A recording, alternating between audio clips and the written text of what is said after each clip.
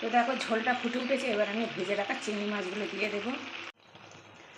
তো দেখো আমি ঢাকাটা খুলে ফেলেছি, ঢাকা দিয়েছিলাম।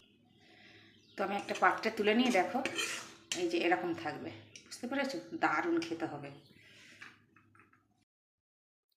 নমস্কার বন্ধুরা, সবিতা বলাকে সবাইকে স্বাগত। তার সঙ্গে বড়দের প্রণাম, ছোটদের বুক ভরা ভালোবাসা। চলে আসলাম তোমাদের সঙ্গে নতুন একটা রেসিপি নিয়ে। দেখো এটা হচ্ছে সদনা ফুল, এই যে দেখো, আর এই যে ডাঁটাও হয়ে গেছে, এই যে ছোট্ট ছোট্ট ডাঁটা দেখো। তো এই সদনা ফুলের রেসিপি বানাবো আজকের। তো আমার সঙ্গে থাকো, সাথে থাকো, দেখতে থাকো, অনেক ভালো লাগবে। ভালো লাগলে লাইক কমেন্ট শেয়ার সাবস্ক্রাইব করে দিও, পাশে থাকা বেল আইকনটিটা দাবিয়ে দিও। আমি যা যা রান্না ছাড়বো সব নোটিফিকেশান তোমাদের কাছে চলে যাবে।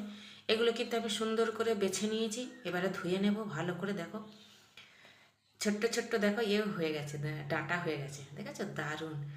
আর এমনভাবে রান্না করবে, এই রান্নাটা আলাদা ধরনের রান্না করো, নতুন নতুন ধরনের রান্না করো। তো আমার সঙ্গে থাকো, সাথে থাকো, তাহলে ভালো লাগবে দেখবে। আর এদিকে আমি নিয়েছি দেখো কুমড়ো নিয়েছি, কাঁচা লঙ্কা, আলু আর বেগুন। এটা ধোয়া হয়ে গেছে। এটা আবার এই যে ফুলটা এবারে চুবড়িতে করে ভালো করে ধুয়ে নিয়ে আসবো। তো দেখো কড়া জেলে দিয়েছি, মানে গ্যাস জেলে দিয়েছি, কড়া বসিয়ে দিয়েছি, আর আমি একটু সাদা তেল দিয়েছি। তেলটাও গরম হয়ে গেছে। এবার আমি একটু চিংড়ি মাছ দেবো।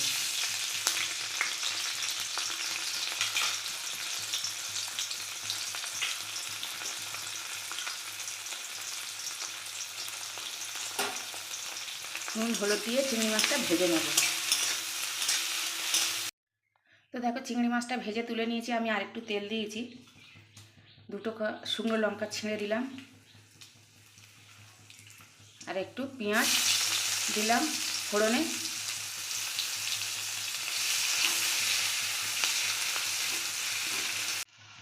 তো দেখো পেঁয়াজটা এরকম ভাজা হবে, বেশি ভাজা হওয়ার দরকার নেই, এরকম ভাজা হবে। একটু মাথার দিকে ঠেলে তুলে দিলাম, দিয়ে এবারে সেই আলুগুলো দিলাম।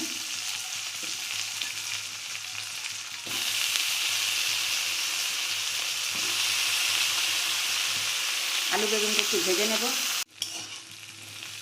তো দেখো আলু আর বেগুন এরকম ভাজা হয়েছে, একটু এরকম ভেজে নিতে হবে। এবারে দেব কুমড়োটা।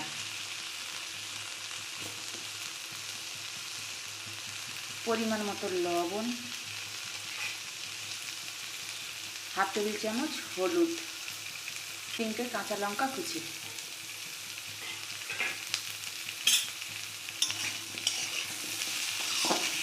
আবার আমি একটু কষিয়ে নেব।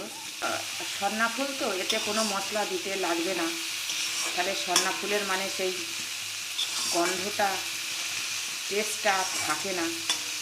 একদম হালকা মশলায় রান্না করব।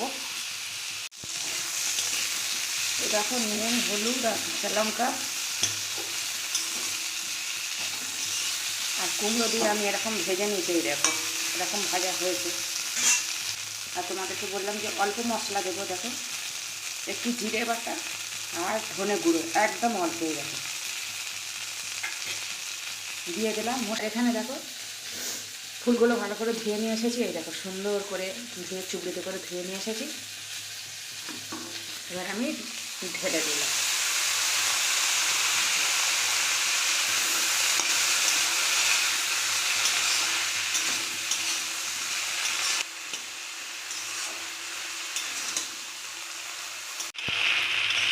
দেখো ফুলগুলো দিয়ে আমি একটু নাড়াচাড়া করে নিয়েছি, এই যে একটু নাড়াচাড়া করে নিলাম। বেশি ভাজার দরকার নেই। এবার পরিমাণ মতন আমি জল দেবো।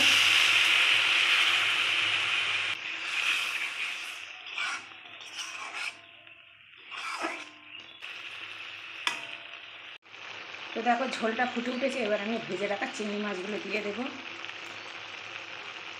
আর একটু মিষ্টি দিলাম, গুড়।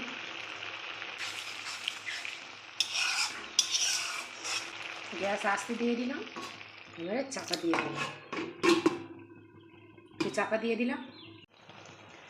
তো দেখো আমি ঢাকাটা খুলে ফেলেছি, ঢাকা দিয়েছিলাম আমি 2 মিনিটের মতন। তো আমার রান্নাটা হয়ে গেছে, দেখো রেসিপিটা হয়ে গেছে দারুণ। একটু গোটা গোটা এগুলো থাকবে, আর কিছুটা মাখা মাখা, কিছুটা আলু আর কিছুটা বেগুন একটু মানে গেলে দিতে হবে, দিলে তাহলে একটু ঘন ঘন হবে। তো দেখো আমার রেসিপিটা হয়ে গেছে। এবার আমি গ্যাসটা অফ করে দিলাম, একটু এরাম এরাম থাকবে, এই দেখো দারুণ হয়েছে দেখো। তো আমি একটা পাত্রে তুলে নিয়ে দেখো, এই যে এরকম থাকবে, বুঝতে পেরেছো? দারুণ খেতে হবে। তো দেখো তুলে নিলাম। তো আজকের মতন আসছি, তোমরা সবাই ভালো থেকো, সুস্থ থেকো। জয় রাধে রাধে, জয় কৃষ্ণ কালী কালী। আবার দেখা হবে পরের ভিডিও।